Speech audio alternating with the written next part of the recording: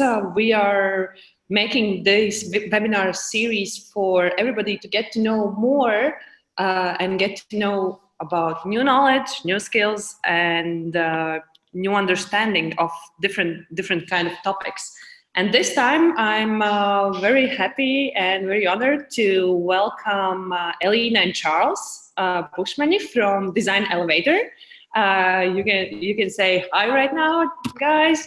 And what you can do is that we really want to make this webinar interactive. So if you see in this platform, there's a chat box just there, just down there, and please use the chat box. Ask questions, just write something that you think about, and during the webinar, I will try answering those questions. And in the end, we will have Q&A where you will be able to ask questions about design thinking for entrepreneurs directly to Charles and Elina. And that's why we are making it really interactive. And so feel free to use chat and say hi to everybody. So Elina, Charles, now it's time for you to tell us more about this topic. Good luck with that. Okay, thank you.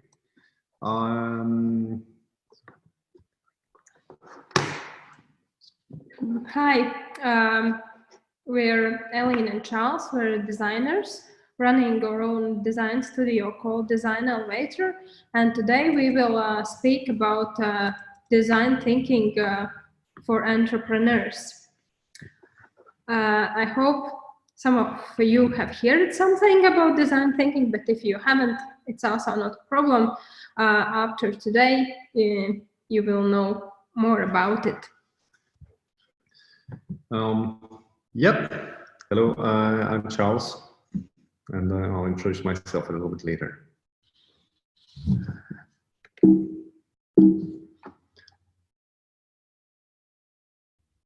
As an introduction, I will start to talk a bit about the world we're living in. We're living in a world that is constantly changing, and the speed of life is increasing a lot. And thinking of future from today's professions that exist, 65% of them won't exist in 20 years anymore. So there's a big question, how to adjust products and services to today's challenges and to future challenges. Yeah, also I think some of you are social entrepreneurs or aspiring social entrepreneur. And I think we live in a world that is changing rapidly. Our value system as well is changing rapidly. And social entrepreneurship is one of these things that some of us see as a way to move forward from a positive angle.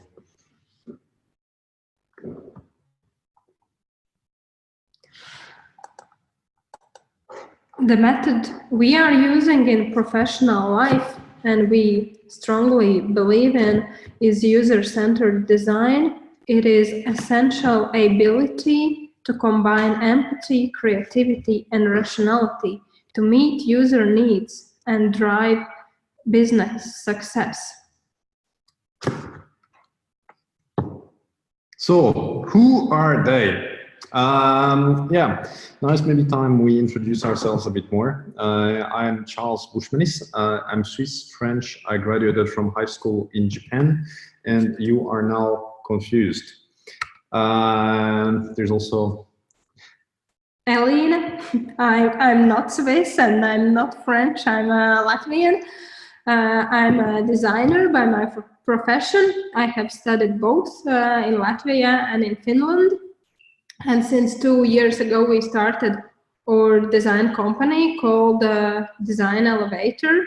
We provide design services for different companies and also startups. We do product design and design consultancy as well. We run design thinking workshops for different companies, starting from small companies, for example, a hairdresser, to the big, large-scale international companies who are looking for new ways to work with their clients and to develop their businesses.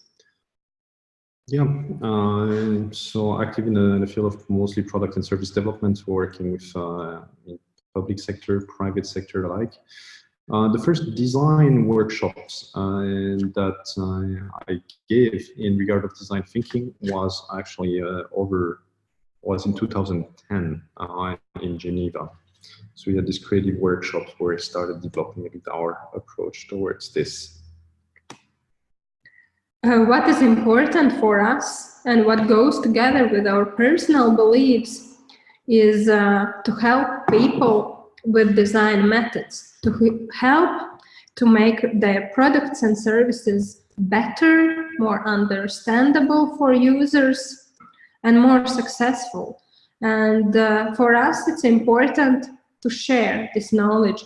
And this is one of the reasons last year we issued Design Thinking Toolkit in Latvian language.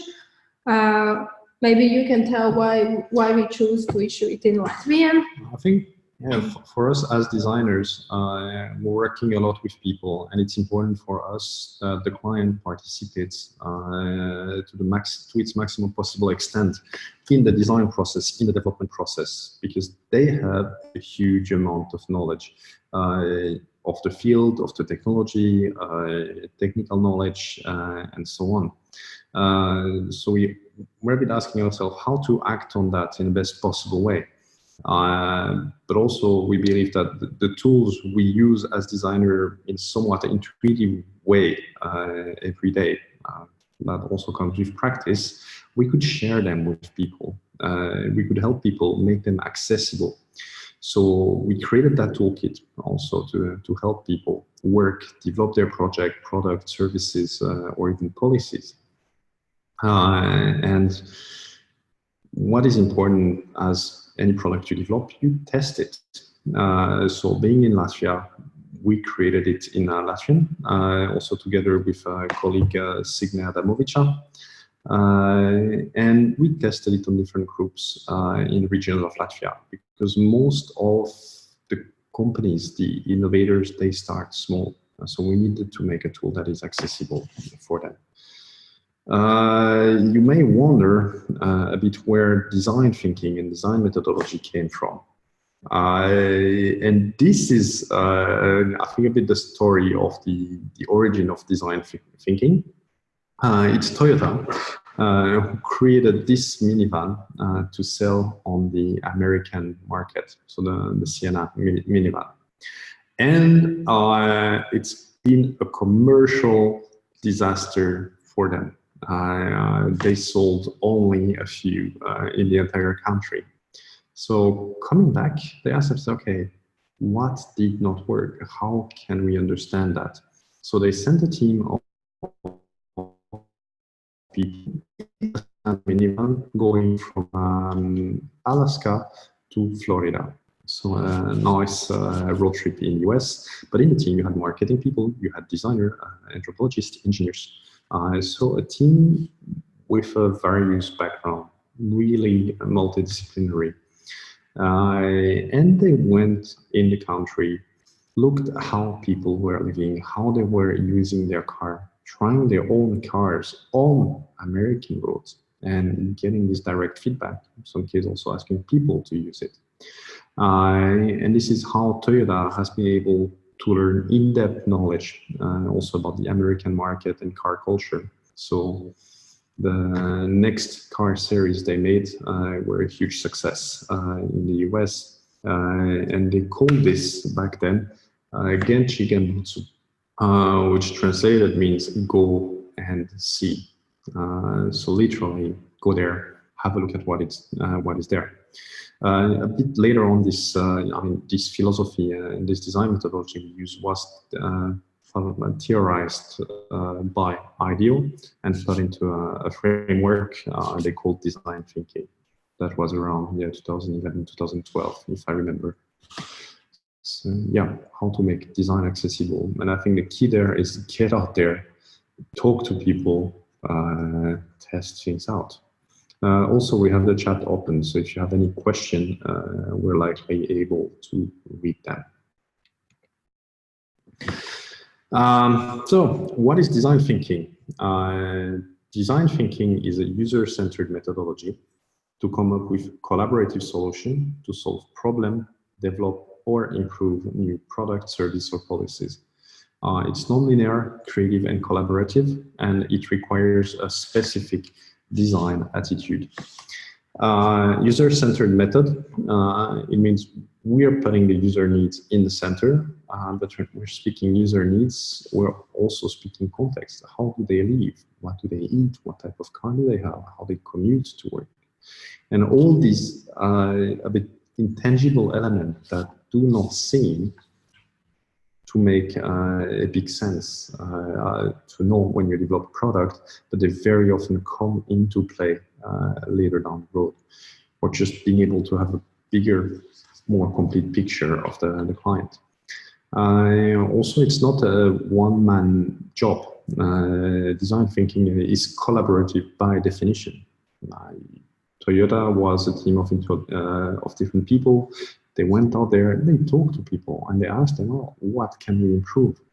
So really get people opinion, get them, give you their input, collaborate, participate in the development. And we do that with product, services, policies. Lately, we were in the streets and asking people how they are grilling meat, making their shashlik. We're also working with the state on some policy design issues or make the services better.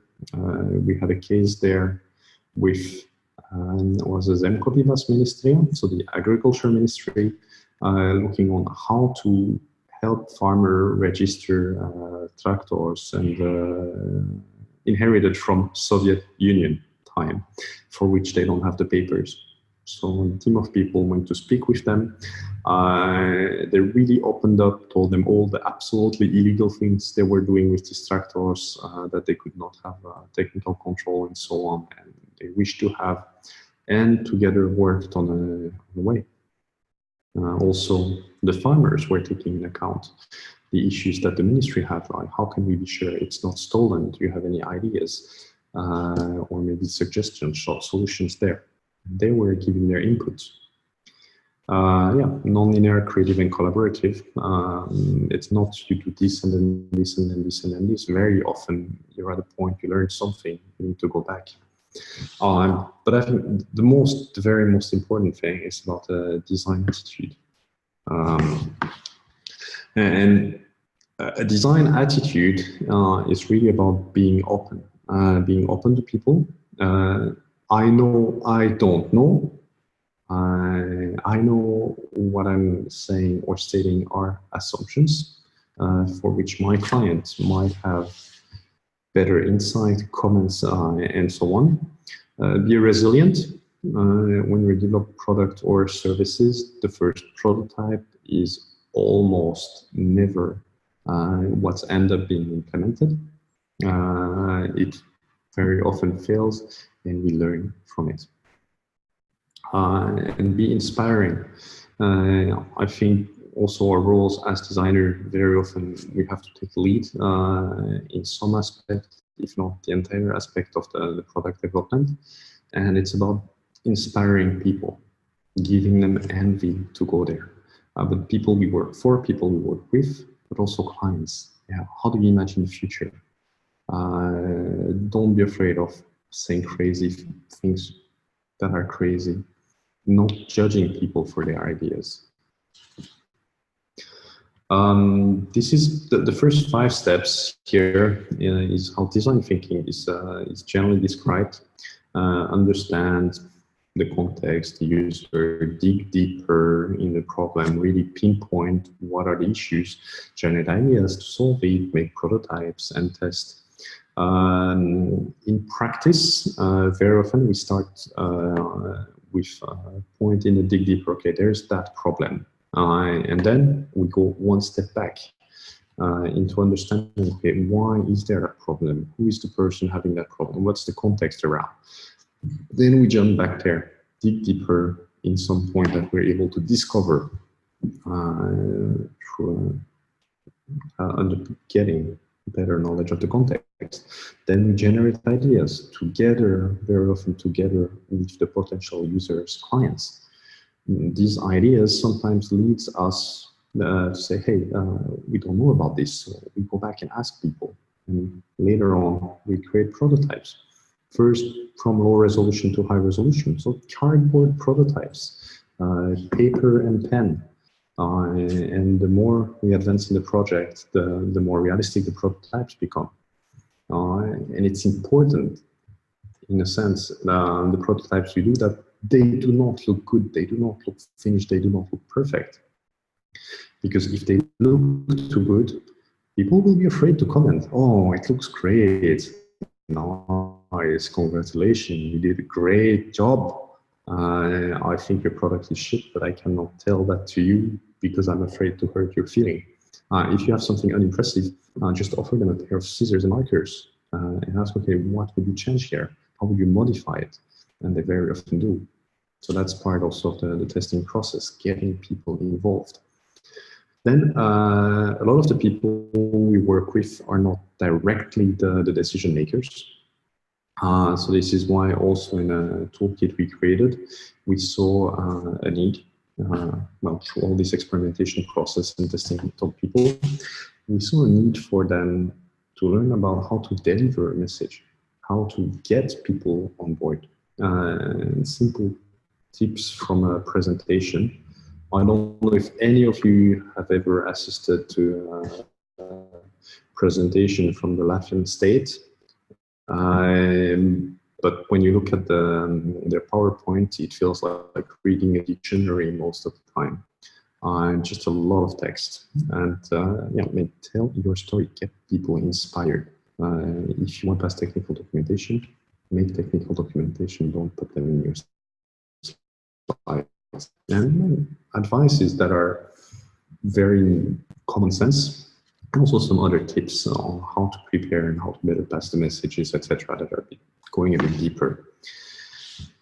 Yeah, and then implement, how do you transition from design thinking to methodology? Maybe some companies are already utilizing lean, agile, and so on. So it's about being able to frame all that process in a certain way that makes it easy to translate to this other methodology. And yeah, I think a general misconception people have, what I heard also once from a university, and my reaction to that was, Facebook, yeah, we have great books to teach design thinking. And I think it's not design thinking. I mean, it's the thought process of design, but the reality of it is that design doing. It's really an active process. When you talk with people, you're not reflecting, you're getting insights, and from this insight, making assumption that you validate.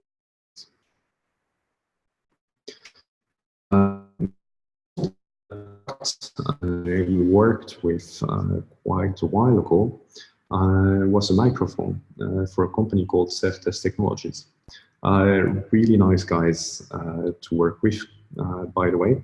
And it's a microphone that replaces a stage mic. So you just clip it to your jacket and then you speak. You don't have this heavy cable battery pack that are just absolutely annoying if you ever did a conference. And with them, they had a product, technical solution working very well. Everyone, yeah, very interesting. It clicks the box in regard of people problem. But there is one element they were missing in regard of the context. Who are the people utilizing the product? What are their wishes? How they live? And who is purchasing it? So we digged in there first, and we understand that yeah, it's conferences. But these people also, they like the discrete microphones that they had here, either on their ears, or they needed something that looked good. They did not want it to be seen with a cheap plastic piece around their neck. So these were the first thing. So we started making role play, utilizing the microphone. So to define, where are the buttons? What are the functions of it? So we started with a blank slate all over again. They had some technological solution, things they developed we could re-implement in the product later, should we feel the need to. So starting really from zero. And then we created some model. The first model was just a marker. It was a stabilo on which we use permanent marker to draw buttons and just have a feel for the size, for where to place it, whether it's with lanyard around our neck or clipped and things like this. And then really pretend to use the product. How do I switch it on? How do I switch it off? And so on. And from there, we had a series of roughly 70 prototypes, every time at a higher resolution, testing with ourselves on user, doing some role play. And then we sent good-looking prototypes in different countries. So we had one sent to the US, one to Australia, and one, for some reason, to Kazakhstan, where we got feedback from potential clients. From this feedback from the client, we made, again, some more changes in the product.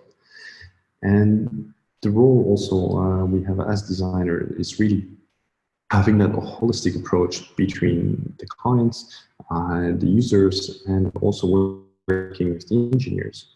So we did a big work also there with the engineers, completely redesigned the electronics. We reduced the amount of parts in the microphone. Well, we divided the amount of parts by 2, made it easy to service and recycle, dispose of later.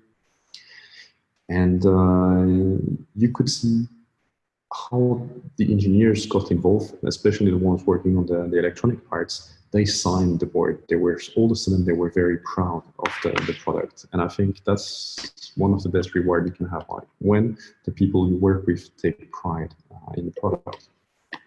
Because our mission as designers, we're here designed to elevate your ideas. We're the first followers. We're here to help you be successful. And hopefully we get a share of that success through some royalties on the product sales and so on. It's also part of the way we work. I mean, we put our money where our mouth is. If you don't do a good job, you don't earn.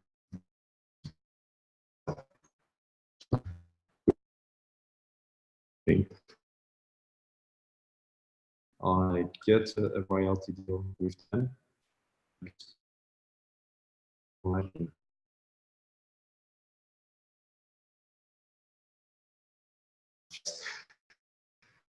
Pay all upfront, and that also means they're more interested in doing a good job. Okay. Here's another case from our experience. We were working with Elko Group, that is a large consumer electronics distributor in Latvia, and we were working with their HR department.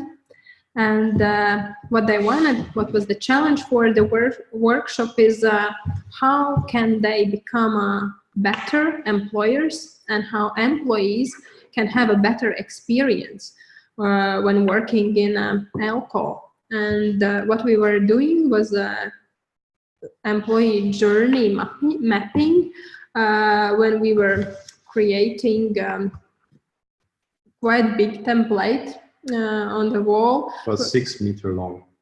Yeah, and there we were dividing by steps all the employee experience, starting from how do they get to know about this company, how do they apply, how does the interview process is happening, how do they start the job, how do they receive the information, and what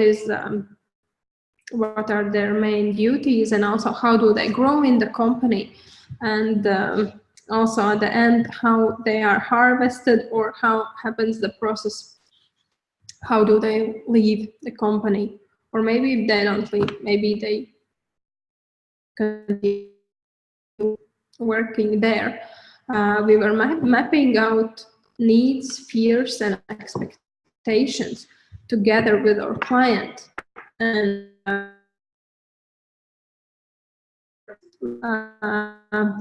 Elko, where does Elko company operate? And at the end, we have ideas and also quite concrete action plan on what to do next and how to improve this employee journey. And now we have a case. It's an imaginary case. What would we do if a young entrepreneur, Eric, would come to us and say, hey guys, I want to work with you. My business idea is a backpack for zero wasters. How can you help me with your design methods? I want to develop a new product together with you. And what we would do, we would introduce him with design thinking, with our methods, and also with our toolkit, because this is something you can carry with you everywhere, and you can choose the method that is most appropriate. In our toolkit, there are around 50 different cards where are tasks, methods, and at the beginning we have a small leaflet where we explain which methods are most suitable for developing products, which for services, and which for working on strategies or policies. So yeah, also this toolkit that we have is currently also used by, I think, all universities in Latvia at that point. Is used in roughly 20 study programs, and also by the big Latvian companies, LMT, Teledivi, Elko, Latvijas Meža, ministries. So yeah, it's proven quite useful. We got feedback from the first version we edited, and one of the feedback was, hey, how do I share card numbers with people if I want to give them an exercise easily? So we just added this number, U2, U41. So in the current toolkit, you see them. So with Eric, I think first thing we would do with him is create this user profile. So for the ones who do not speak Latvian, the card on the left is a user profile, and the card of the right is a company as a person. We're also in the process of getting the toolkit in English, so it should be available sometime October, November this year. I will announce it when we have a date. Yeah, so make first user profile. Who are these people who would need your backpack? Who are the zero waster? What are their life goals? What are their interests, their values? And also get a small life story. And this is first done through interview, meeting people. So we get a collection, generally between 5 and 50. Depending on the project and the scope of the project. And then from this, in some cases, we create a general user profile, which we refer to. And then when we look at the product, we impersonate that user. So this is something we're using all through the process. And there's also uzņēmuma kā persona, company as a person. And it's a bit of a company profile. Who would your company be if that was a person? And if we have this card also, that helps us to understand who the entrepreneur is, what his value, what do they really want to achieve. So that's also used later on in the process.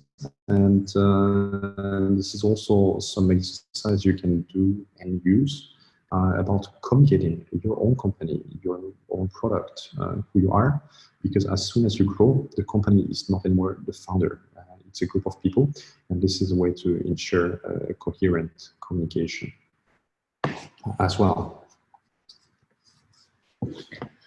The next task would be problem 3, where we would work together with clients so that Eric understands what are the reasons of problems around zero waste bags and what could be the possible solutions.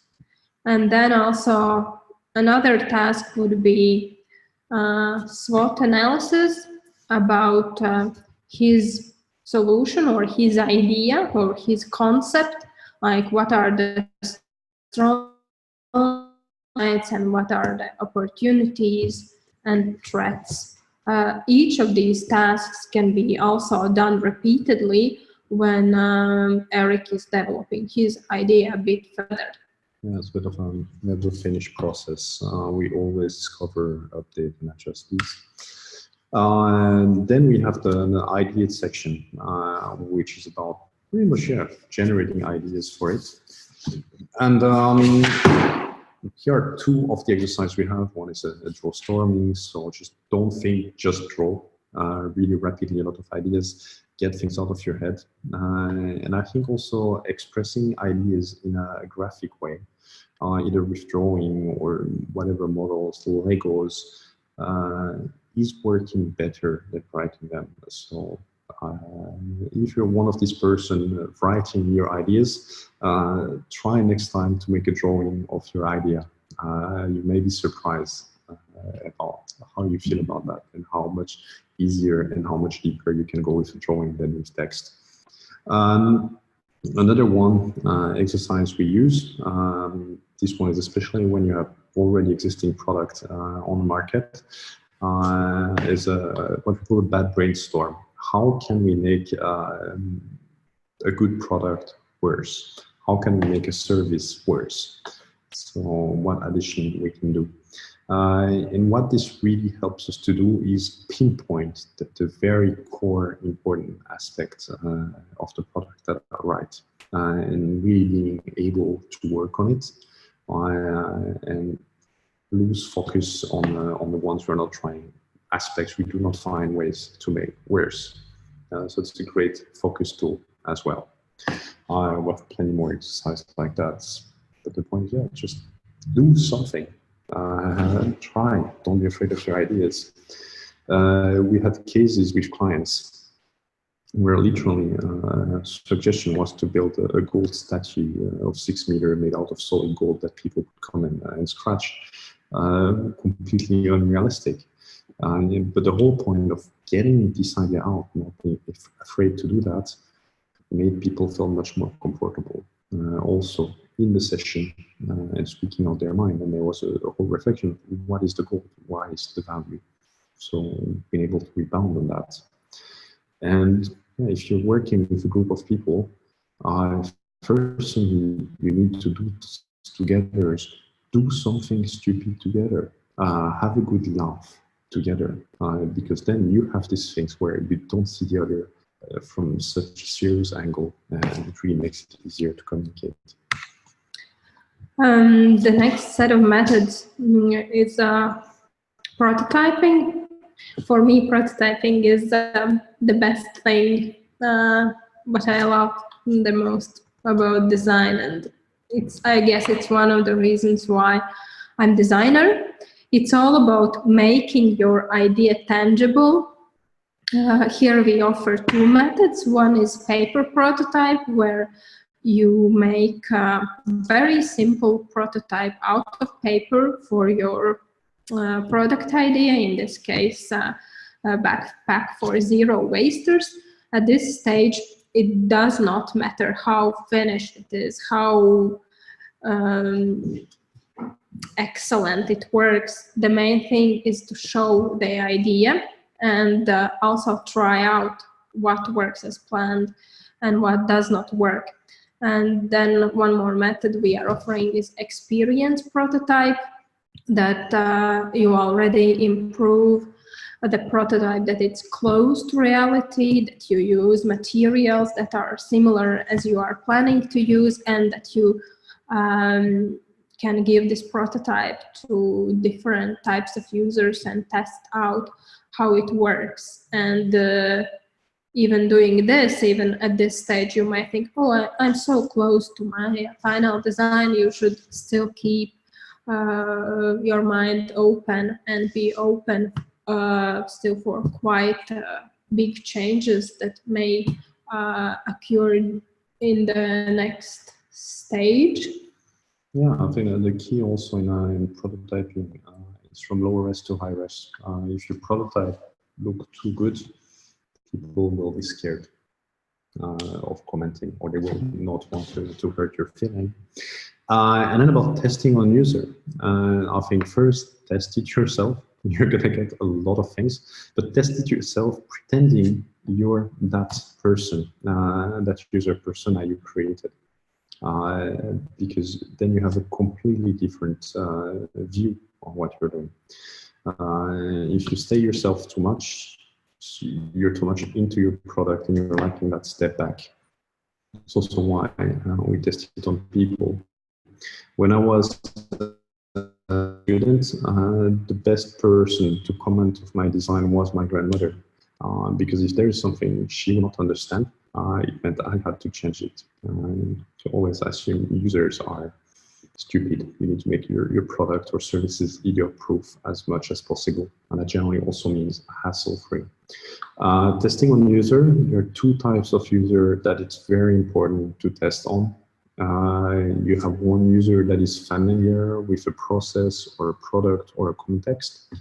So you have the expert user and the user that is unfamiliar with it, because then you get the expert insight input and the novice insight inputs. So this means you're really able to work out the product to its maximum extent. And sometimes you also need to ignore the comments. The expert make a comment about a certain aspect and you realize it's too expensive to implement and the product is not so much directed at experts, but more novice, or the other way around. But then you have all this data, all this information, if you make a next version of the product or a professional version or a mature novice version. So you have all these insights you collect. That's extremely valuable for the future. Then we have the last things, which is kind of how do you present it to people? How do you start implementing your idea? Error analysis. So what can go wrong in your product? So really try to go in and pinpoint everything that could go wrong. That really gives you all the arguments, and you make that reflection before speaking to people, so you can argument and defend your idea, or change it to better defend it later. Then the devil's advocate, something you could try with a colleague, and try to present to them your product, your idea, your service, and ask them to be really bad in commenting and trying to tell you no as much as possible. Then you have to find a creative yes from them. So that's also a good preparation in general for meetings. Then implement. One thing that implementation, how do you transform the idea into a product? Pop-up vehicle. We had a case with a public administration lately where they had a pop-up service where all of a sudden they had a new version of the service that was live in their premises for a month. So they tested, saw how it worked, got feedback from the client, and then were able to make some changes, adaptation, and the next version. I think now it's implemented as is. Well, as is with the changes and what they learn. So, yep. remarks, comments, objections, questions?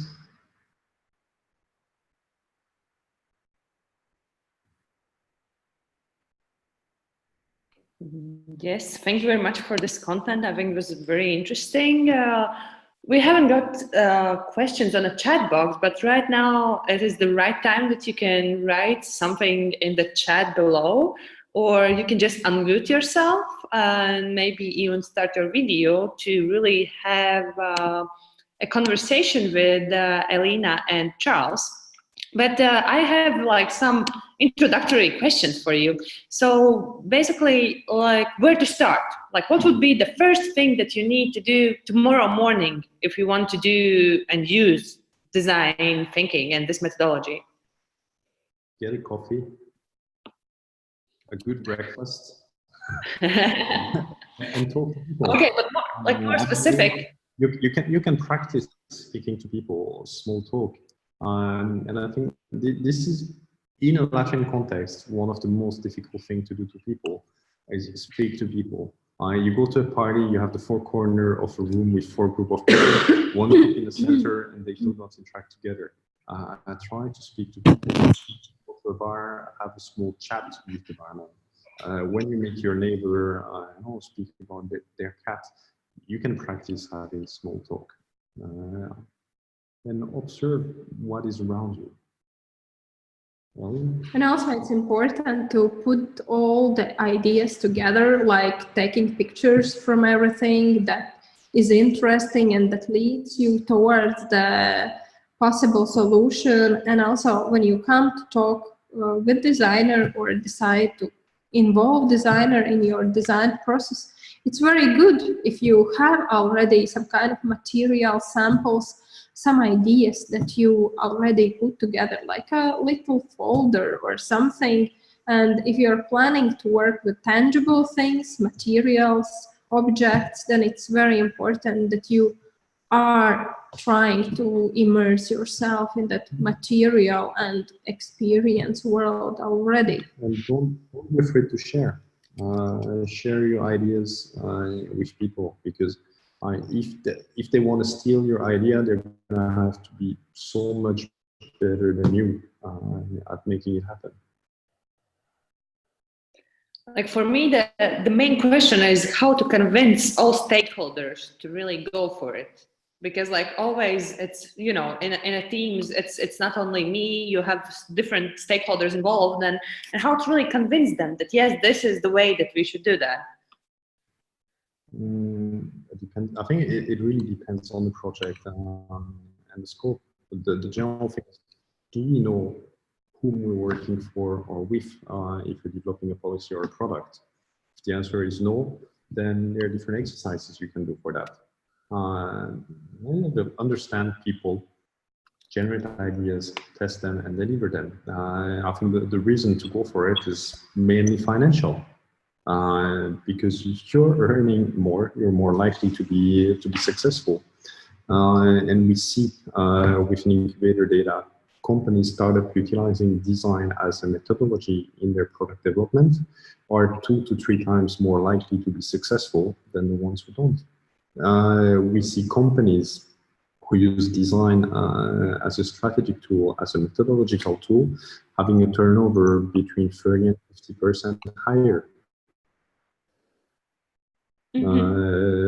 For the example, Certes technology, the microphone, there was a 400% increase in sales. And that new product, then they found an international distributor to place it in 96 countries. Okay. What formal education do you have? How relevant is it to what you are doing? You want to start with this one? Formal education, like what kind of degrees I have? I have got a bachelor in arts from Art Academy in Latvia, where I studied furniture design and interior design program. And after that, I got a master's degree from Aalto University, where I studied furniture design, and also my minor was creative sustainability, to learn more about system thinking and about global processes. As well, lately I got a certificate that I can work as in pedagogy. I finished a pedagogy class in the University of Latvia as well. I've been attending different types of seminars and forums about innovations, development, and also social entrepreneurship. Yeah, on my side, education. I went to engineering school first. I knew I always wanted to go in design. First, I thought product and industrial design. So, okay, if I go there, let's go first to engineering school, understand how engineers speak, what's their language, their approach, so I can communicate with them later.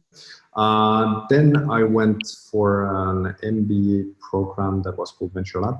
So it's a 6-month MBA program specialized in startup and entrepreneurship. I thought, okay, if I'm to go for design, I want to know how this world of startup business works, so I can communicate with them. Then I did a bachelor in product and industrial design at ECAL in Switzerland. And I always had at the back of my mind is, yeah, but design is not only about making things, it's also about shaping minds in a way, better understanding people. And I look, okay, where can I get more tools to do that?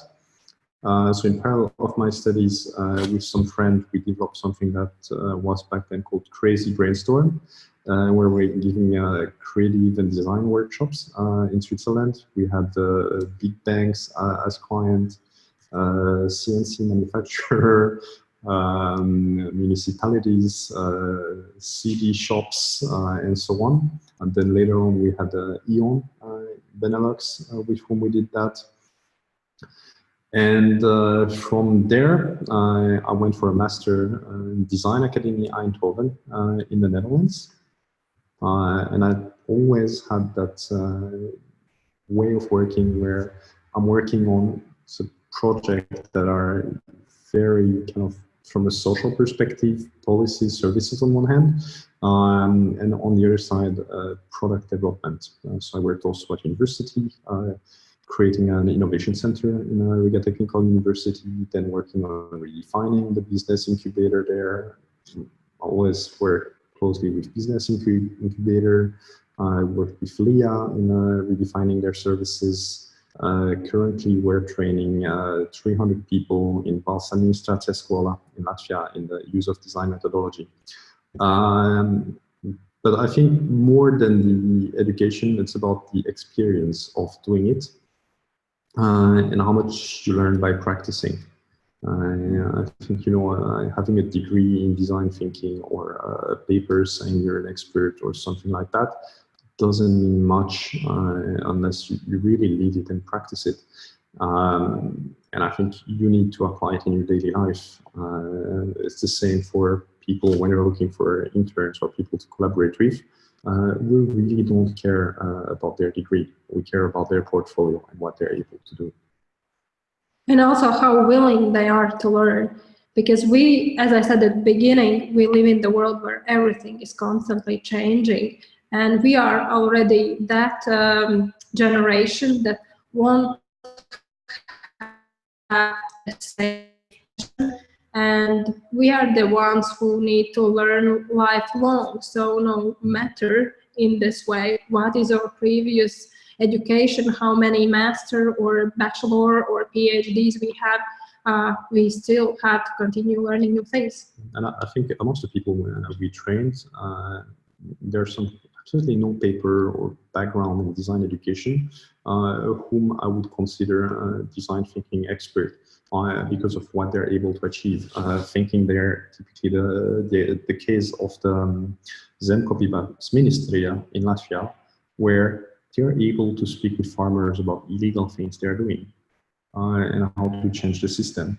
And I think that means you really got the point of, yeah, talk to people, understand them, and work together with them. And I think it's, before being a methodology, design is also an attitude. And everyone, in a sense, can be a designer. then practice makes better. And design tools today are not limited to the development of product or technical solutions. I mean, working on services, we're working on strategies, working on entire human resource management, and so on. So yeah, experience makes you able to do that. I hope we answered your question, Edward. Let us know if you have something else you want to know. I wanted also to maybe have a quick note that please feel free to ask questions in Latvian as well, and or like write something else in Latvian, because we can translate, or you can just answer it in Latvian as well. Droši jātāja arī latviski, tas arī ir iespējams gan chatā, gan arī audio veidā. Maybe I just wanted to ask a question from me as well. So, okay, with the question how to begin, the answer was to drink some coffee, to eat a good breakfast and things, but how to start with defining who will be your user, because I think that's the starting point if we talk about user-centered design and user-centered approach, that basically you need to really understand very well who is your user and who will be using your product or service.